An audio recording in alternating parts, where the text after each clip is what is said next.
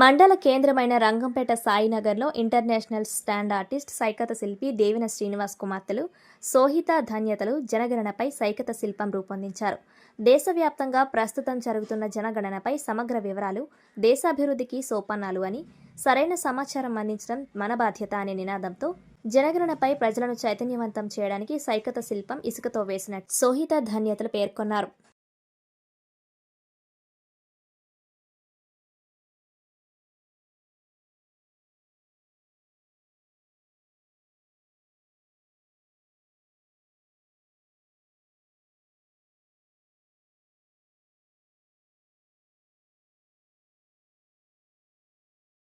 నా పేరు దేవిన ధన్యత, మా అక్క పేరు సోహిత. మాది తూర్పుగోదావరి జిల్లా రంగంపేట. మేము వివిధ జాతీయ, అంతర్జాతీయ దినోత్సవాలకు ఆయా అంశాలపై ప్రజలను చైతన్యవంతం చేయడానికి సైకత శిల్పాలను చేస్తూ ఉంటాము. ప్రస్తుతం మన దేశంలో జరుగుతున్న జనగణనను దృష్టిలో పెట్టుకుని మేము ఈ సైకత శిల్పాన్ని రూపొందించాము. ప్రతి ఒక్కరూ కూడా తమ తమ వివరాలను పారదర్శకంగా అందించడం ద్వారా ప్రభుత్వానికి సరైన ప్రణాళికలు సరైన రీతిలో అమలుపరచడానికి వీలవుతుంది.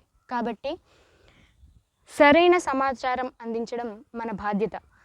సమగ్ర వివరాలు దేశాభివృద్ధికి సోపానాలు అంటూ ఈ సైకత శిల్పాన్ని రూపొందించాము.